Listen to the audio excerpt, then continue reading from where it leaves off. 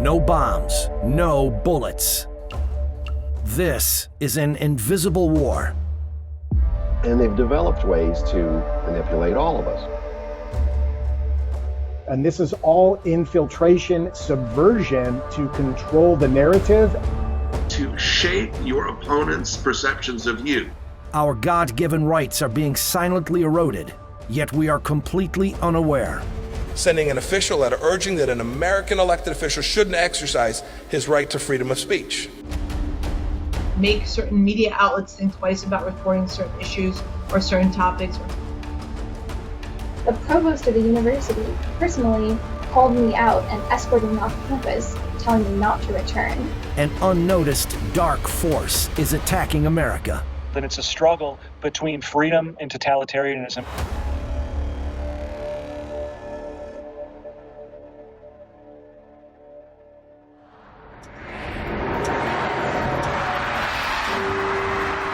The New Year's crystal ball descends at Times Square on January 1st, 2020.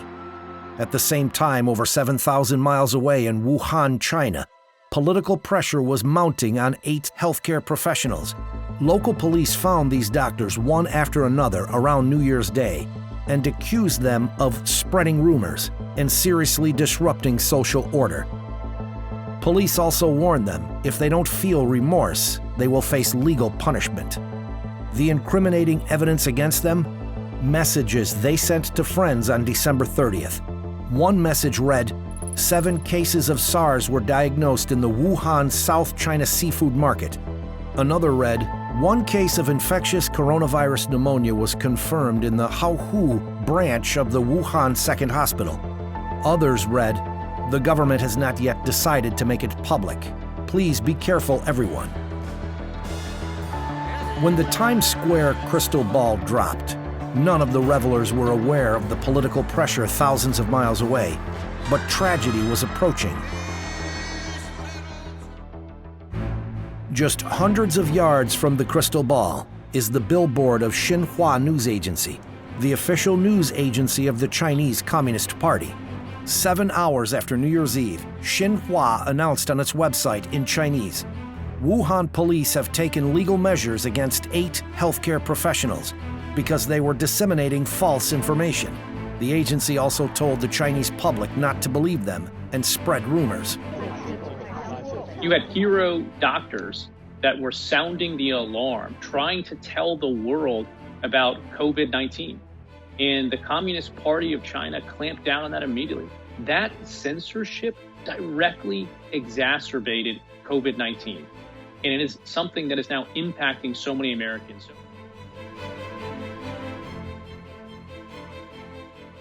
Xinhua is China's official news agency, directly controlled by the State Council of the CCP. Cai Mingjiao is the president of Xinhua. He previously served as the deputy director of the CCP's propaganda department, where he ruled the media with an iron fist, firing writers who dared to tell the truth, with a tight grip over the media and political loyalty to the party. Some call him the news killer. In July 2011, Xinhua signed a long-term lease for a prominent advertising space in Times Square. The fee for the giant screen is estimated at $300,000 to $400,000 per month. Don't buy! China live! Free speech! On its first day of broadcast, a Tibetan group staged a protest, saying the CCP's censorship agency is not welcome in New York City. Don't buy! China's live! Free speech! Free Tibet! Don't buy! It's the official source of information that's very tightly controlled editorially by the Chinese government and Communist Party in terms of what they're able to publish, to the extent that they basically use it as a way to channel the official version of events within China. The CCP calls this billboard the China screen as a symbol of the regime's Da Wai Shun, or Grand External Propaganda Campaign. That multi-billion-dollar media expansion plan was Beijing's response to a setback for the CCP. During the 2008 Beijing Olympics, the CCP was eager to enhance its international image. by showing the world how China can host the perfect games. Behind the scenes, the CCP was increasingly abusing human rights and silencing dissent. After nearly 2 weeks of violent demonstration, Politicians and human rights groups from around the world called for a boycott of the Olympics in Beijing. Embarrassed CCP officials believed this happened because its own message was not being heard enough outside of China, so it needed a bigger voice. In 2009, the CCP launched the $6.6 billion Grand External Propaganda Campaign to fuel the global expansion of its official mouthpieces and drown out Western media voices. The CCP not only seeks to improve its image in the world, but also to further a strategic expansion of global power. As the international financial crisis began in 2008, it seemed at that time that many countries in the world were seeking help from China and regarded China as the engine out of the crisis. Therefore, the CCP was full of confidence at that time. Domestically, it felt that it was necessary to strengthen its totalitarian rule. Abroad, it also saw an opportunity to expand its power overseas and establish a communist order according to the will of the CCP.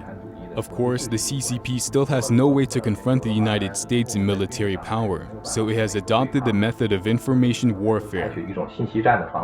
And then there's information warfare, which is a lot more subtle, which is how you shape the perceptions of your opponent. And there's a lot of different modalities used to achieve those ends, for one country to achieve its policy goals by manipulating another one. As the vanguard outpost of this global campaign, in 2010, Xinhua rented top-floor office space in Times Square to be its North American headquarters for the next 20 years.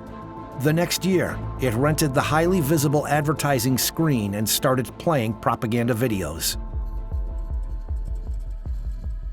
Another Chinese state mouthpiece media, China Daily, entered Americans' lives in an even more insidious way.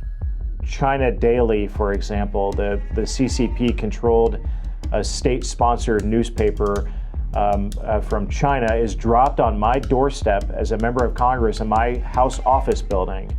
That's just skimming the surface of how powerful and how advanced the Chinese propaganda machine really is.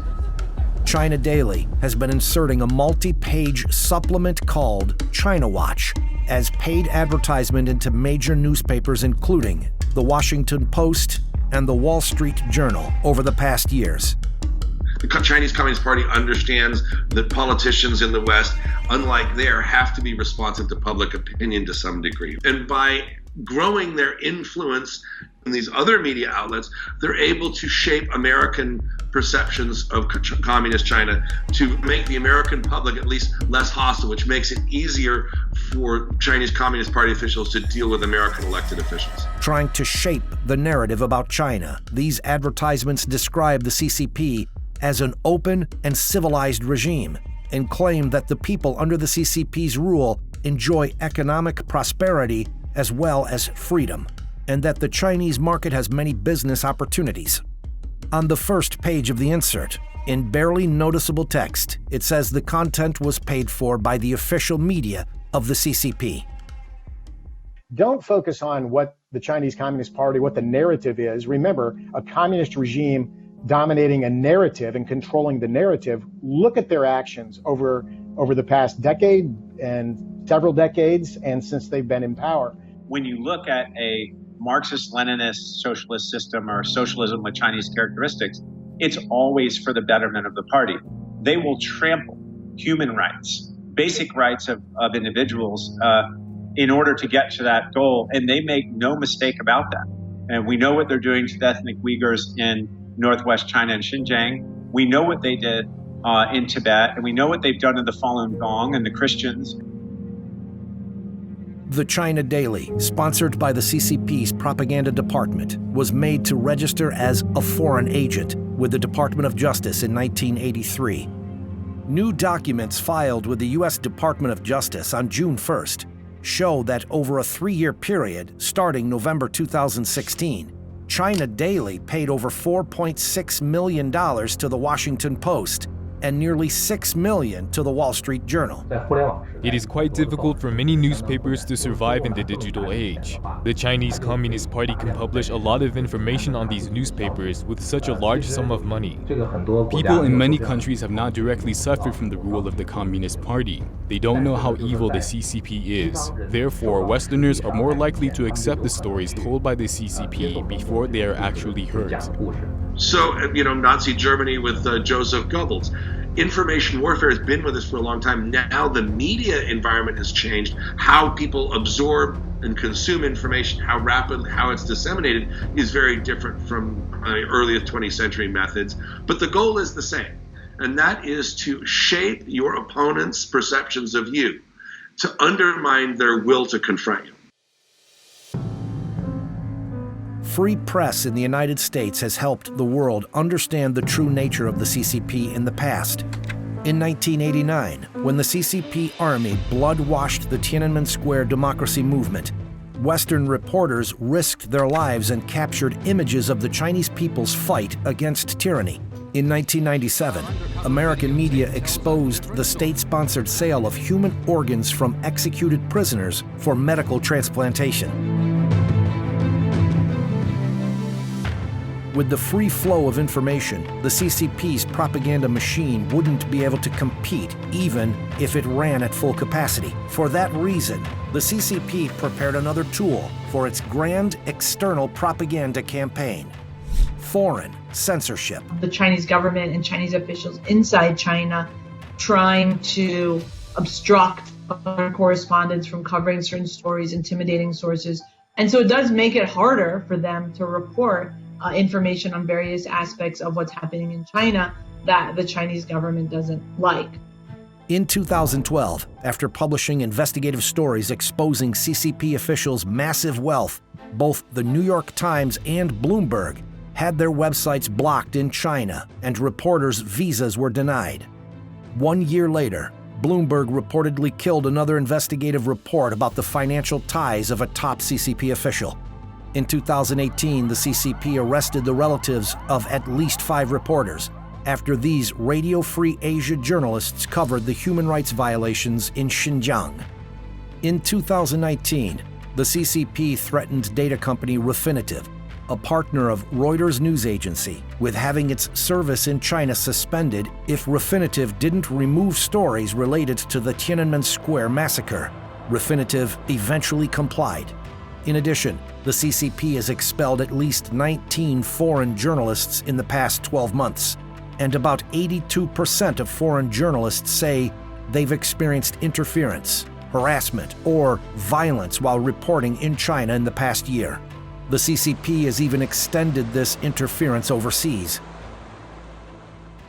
Chinese diplomats are regularly trying to interfere with the media space in the United States, especially Chinese language media, but not only.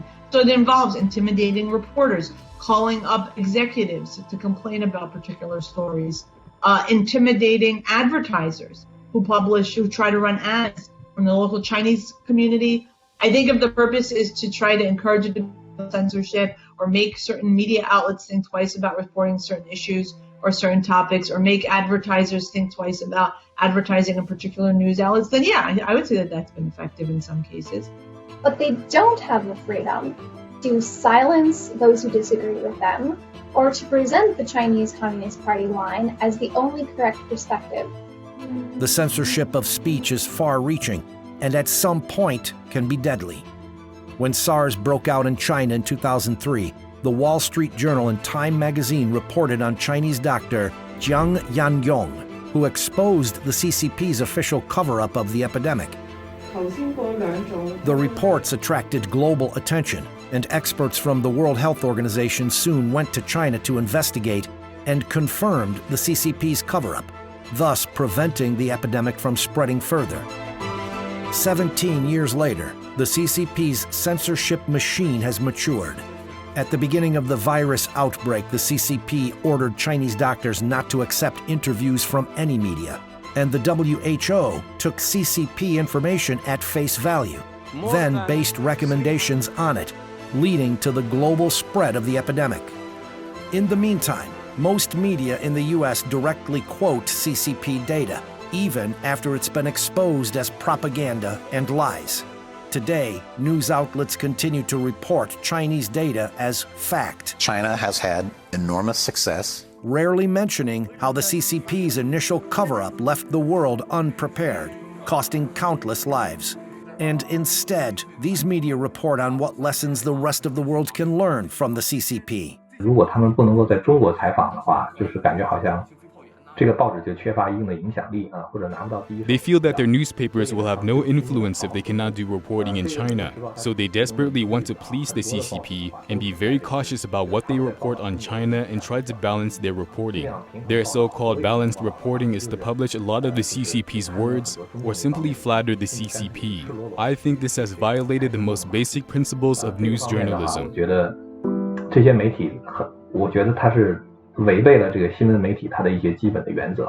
Chinese government is lying about the number of deaths, and for American media to take those propaganda statements, to repeat them as fact, to deceive the American people into believing those propaganda efforts is at its core anti-American, and from a journalistic standpoint, it's unethical for them to not do their own research into making sure that the claims they're repeating are accurate.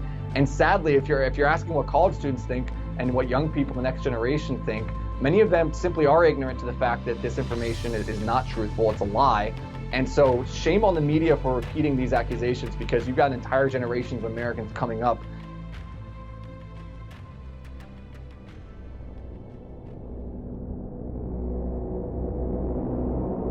Even as the pandemic continues to spread globally, the CCP has been trying to persuade the world not to blame China, but to praise China. Using its grand external propaganda machine and fake social media accounts, the CCP is pushing a narrative that the world should thank China, and it's trying to get politicians to say it. The Communist Party of China reached out to me on 2 occasions to pass a resolution praising them for their handling of the coronavirus. And what was probably most unusual about the request was that they provided me with the resolution. I've never had something like this happen. Roth received the 2 emails directly from the Chinese Consulate General in Chicago, one in late February, the other in early March. At that time, the epidemic was spreading across the United States. The American economy was hit hard as well. They actually just had the samples destroyed of this initial samples taken from the sick in Wuhan, where they had the genome sequenced, and they destroyed all of that. They destroyed the evidence. They covered up. They hid. They prevented researchers from getting into the country, and they basically said, well, they see no evidence of human-to-human spread of the virus. At the same time, hundreds of thousands of people were leaving Wuhan and going to all points of the compass. So all these emotions are running through me. And to be honest with you, I got downright mad. And that's where I told my staff, I dictated to them a response. I said, you send this out word for word. Dear Consul General, nuts. Besides anger, Roth had worries too. He realized how the CCP had extended its influence to elected officials in the United States, and that it may even be a common practice. I've never spoken to their consulate before, so that's why it makes this request very unusual and very scary that they felt that this was normal behavior for a foreign government to come to a sovereign state like Wisconsin and ask them to pass this resolution. Here's probably the part that should scare most of us. They actually felt it was okay for them to do this.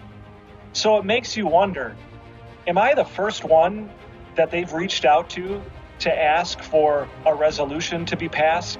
I find it hard to believe that I would be. The New York State Senate passed a controversial resolution on June 18, 2019, designating October 1st as the China Day. October 1st is the anniversary of the Communist Party's takeover of China in 1949. Huang Ping, the Chinese Consul General in New York, was invited to witness the adoption of the resolution.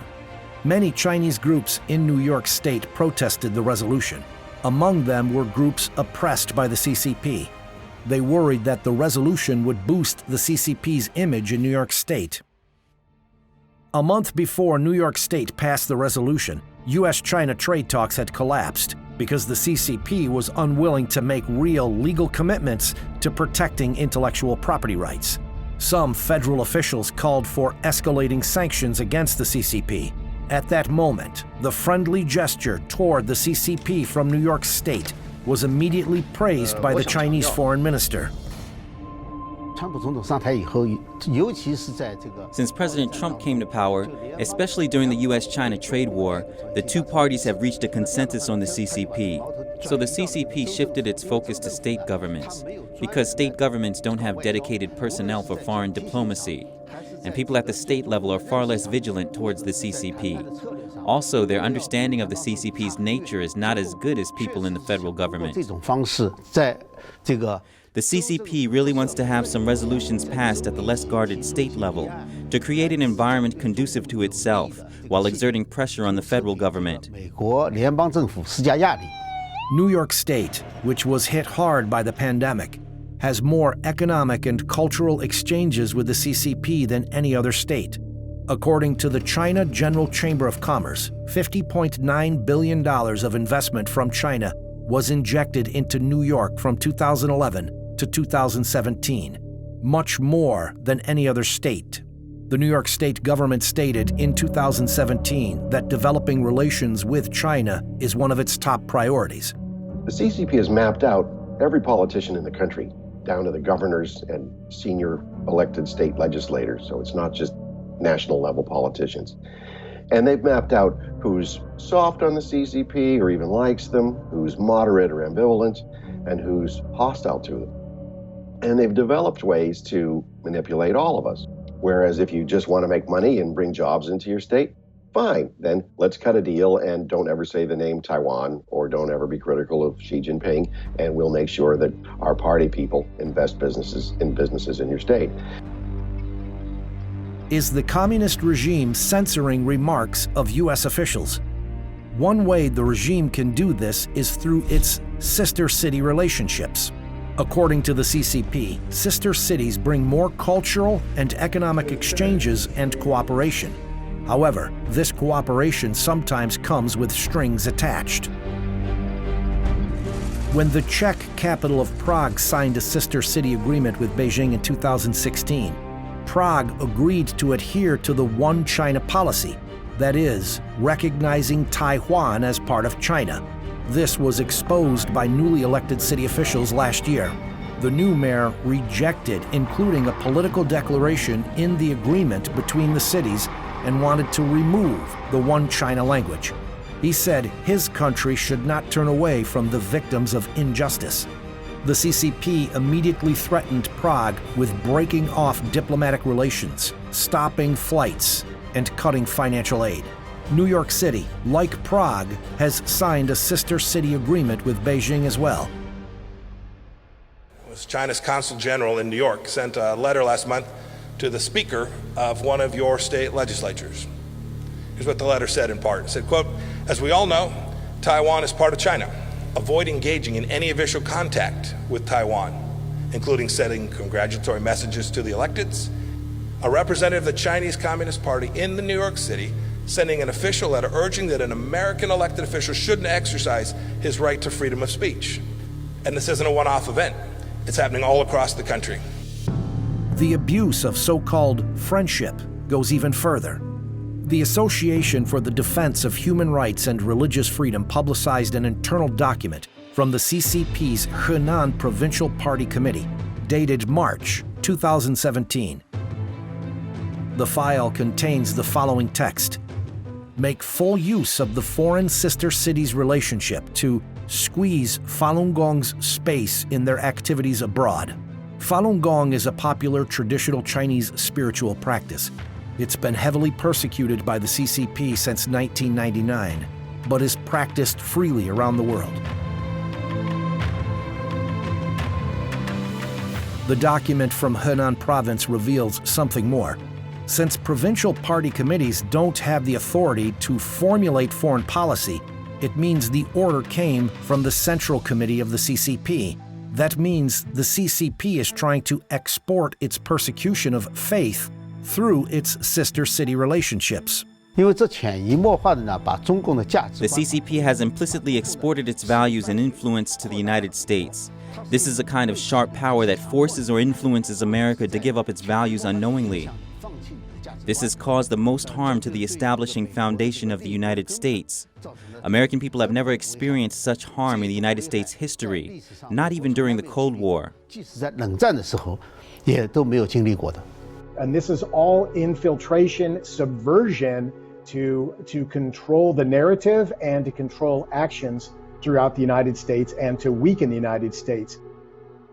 As of March 2019, the U.S. and China have 227 sister city relationships and 50 pairs of sister relationships between American states and Chinese provinces. The Chinese government has been methodical in the way it's analyzed our system, our very open system, one that we're deeply proud of. It's assessed our vulnerabilities, and it's decided to exploit our freedoms to gain advantage over us at the federal level, the state level, and the local level.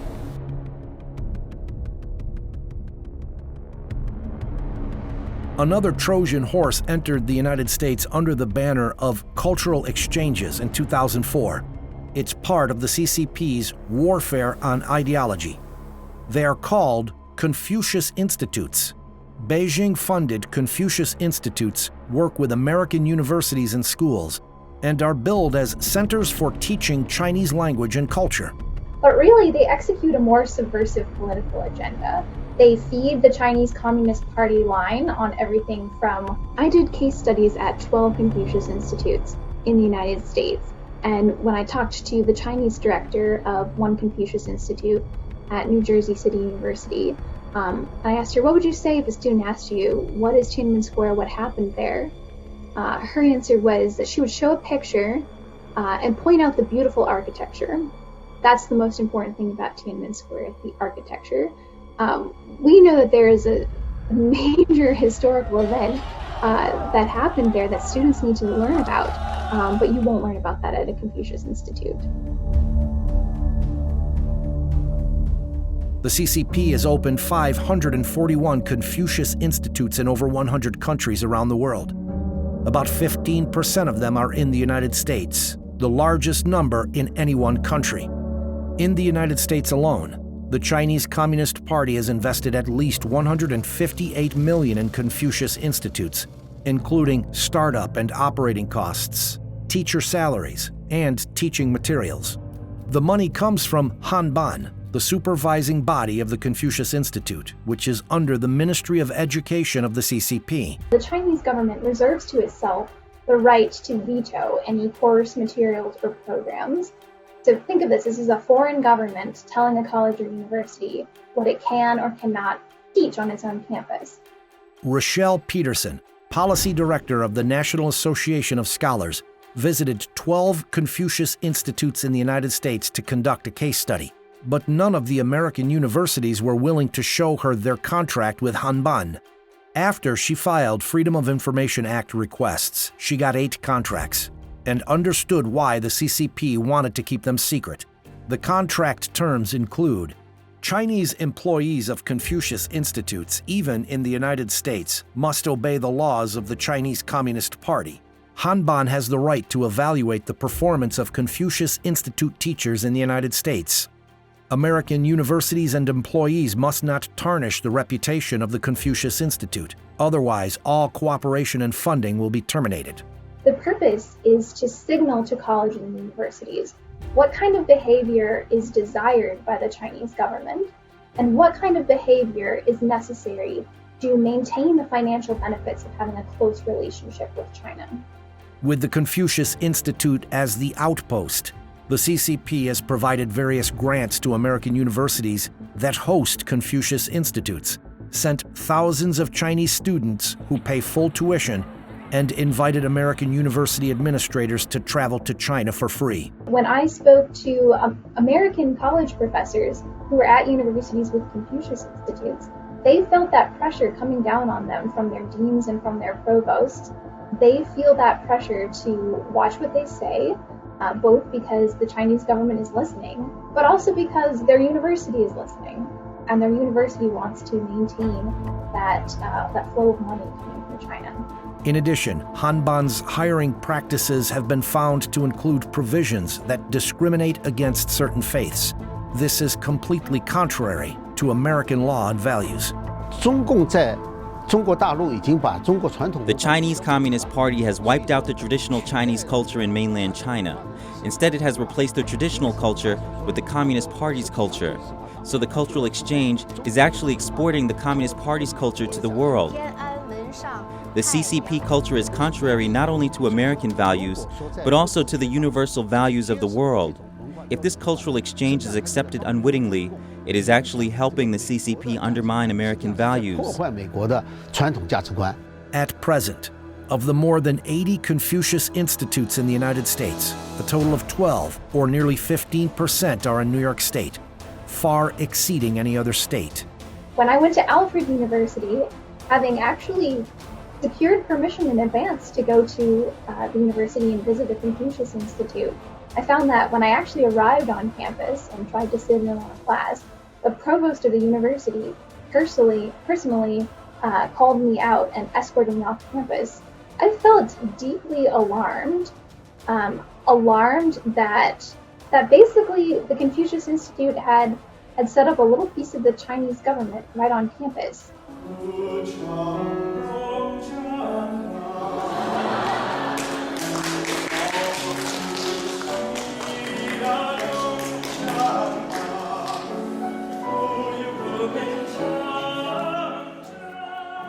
But keep in mind that a lot of the older generations in America, they were old enough to remember the Soviet Union. They were old enough to remember the Cold War. They remember countries crumbling under communist and socialist regimes. But a lot of young people, they don't really remember any of that. They're not super aware of what's going on there. And because of that, they're more likely to fall for the propaganda efforts than maybe older generations are. The communist and other totalitarian regimes, they try to create Homo Sovieticus or Homo Communisticus in order to make people think or stop thinking and just accept what the party says is right or wrong. Beijing knows that today's kids are tomorrow's leaders. The China competition is happening. It's happening in your states, and it's a competition that goes to the very basic freedoms that every one of us values. Then it's a struggle between freedom and totalitarianism, between people having the choice to do with what they want with their lives and then having somebody else tell them what they must do and how they must live. And that's why when I look at the Chinese people, I see us in them. But I also know that in the end of the day, if you look at history, right always wins out.